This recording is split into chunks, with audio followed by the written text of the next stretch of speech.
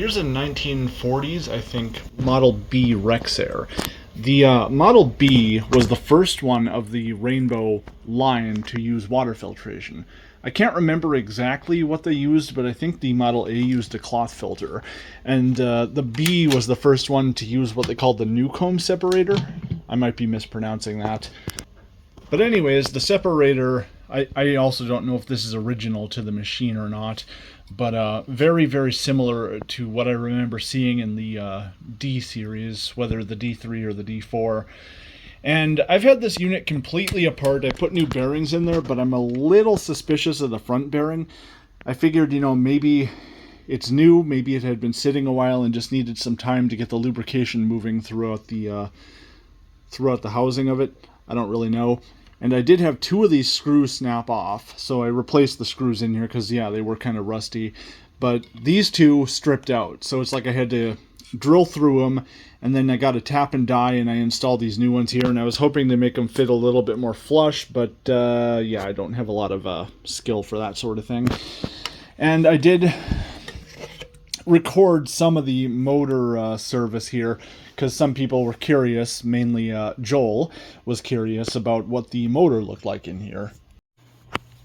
So Joel wanted to know how this Rainbow, or Rexair rather, Model B was set up.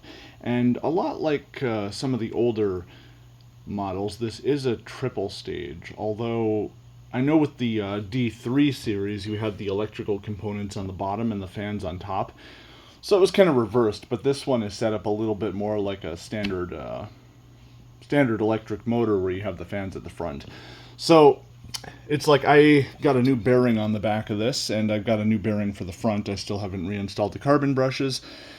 There was definitely some rust on here, so it's like I cleaned off what I could, and then I applied some mineral oil to the metal just to kind of give it a protective coating. But yeah, this is the kind of the final piece of the fan thing, so I got that inserted into there. I got a washer on top of this.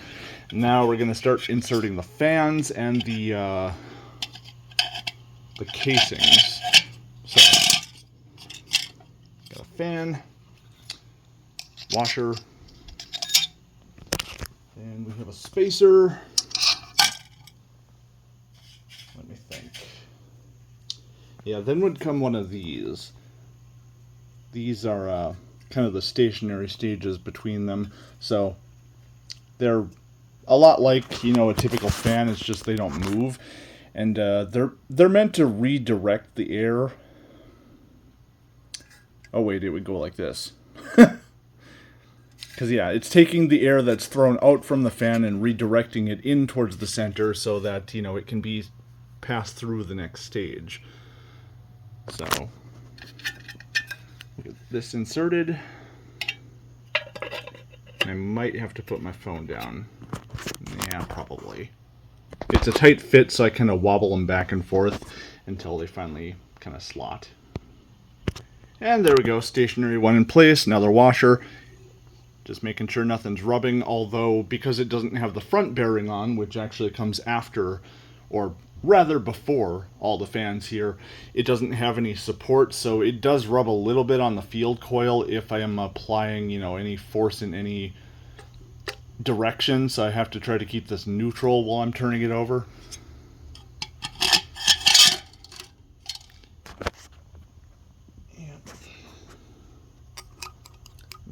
Distracted by the cat. So it's like, wait a minute, did I get a washer on that thing? But yeah, I did. So nothing to worry about. We got our last stationary stage in there. We got our washer. We got our last fan.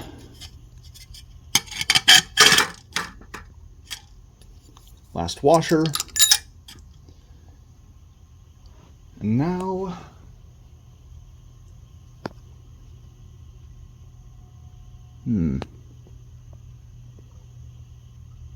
I believe this is where this goes in. Little spacer here, and then the bearing plate must sit here, so that takes up some of the space, and then there's the nut. But yeah, I still haven't gotten the new bearing installed in this yet. And I'm still trying to figure out where these two rings are from. I believe they are related to the bearing, but I'm not entirely sure. Yeah, maybe. Maybe. But yeah, as long as I keep the shaft neutral, we're not rubbing on anything, so that's a very good sign. Speaking of Joel, he told me that this weird piece that I saw sticking off of the exhaust here was actually the hose adapter. So it's like, I was sitting there going, you know, what is this thing? I could not figure this out for the life of me, but yeah, hose adapter. So I had it the whole time and never even knew it. And let's see. Unlike some of the later rainbows, this doesn't have the center post, unlike later rainbows, to tell you how full this basin is supposed to be.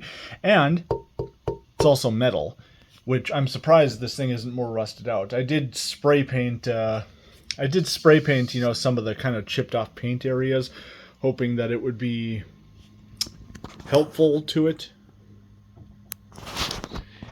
And yeah, these things are actually a lot smaller than I thought. I thought they'd be a lot bigger. I don't know. Metal machines, for some reason, I always think of them as being bigger and heavier than they actually are, but this is pretty small. But I suppose, you know, unlike the D series, it doesn't have any sort of it doesn't have any like sort of internal air path, you know. Like with the D3, it's like the motor. Well, the motor in the D3 was almost inverted, so you had your electrical components at the bottom and fans at the top. And then once it came to the top, it would go out from there and it would come back down and like out a little slit in the housing. And the D4 kind of works similarly, except it also had its own separate cooling exhaust. They didn't actually start using a motor that was similar to like a bypass motor until the D4.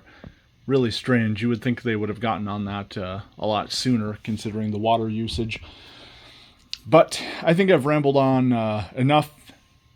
Oh, I am going to let you guys listen to this, because I mean, I'm still a little iffy on whether or not it's properly running.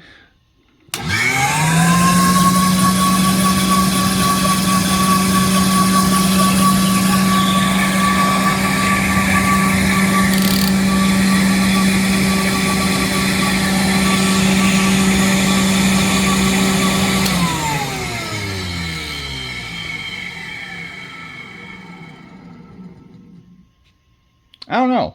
It doesn't sound quite like some of the other ones I've heard, but similar-ish. So I'm still not entirely sure. Still not entirely sure this thing is running, you know, at 100%. But I'm still just going to go ahead and do some of the testing on here, and I don't think I'm going to be holding on to this. It's cool, but it's just not really my thing. So let's take our wattage, voltage, all that stuff.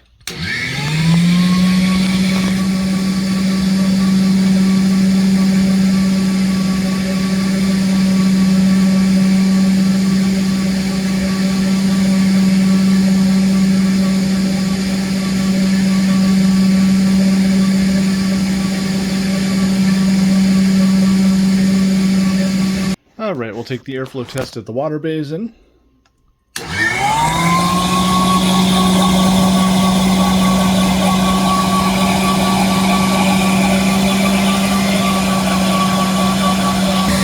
we'll take the suction.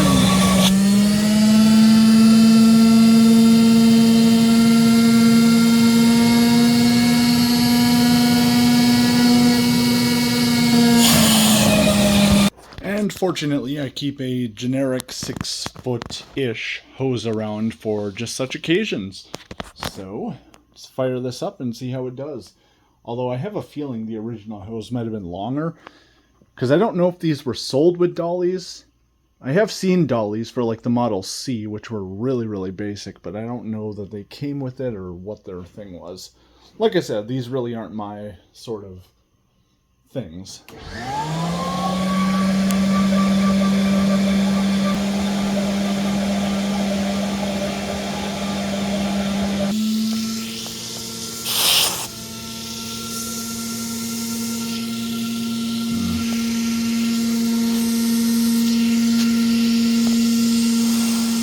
So not having any proper accessories for it, I thought the best thing to do would be to use the RD297, the Eco straight suction tool from WesselWorks. It does really well with machines that just don't have a lot of power to them, so I figured it'd probably be the most appropriate for this.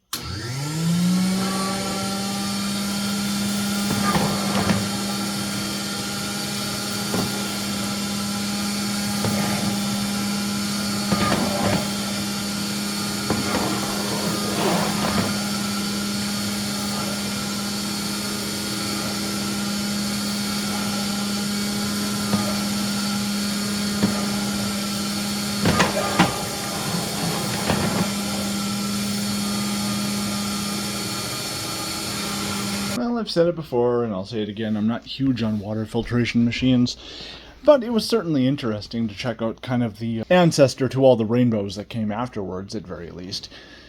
And, you know, it was cool to see, but was it all that effective? Not really, but that was kind of normal for a machine of this age.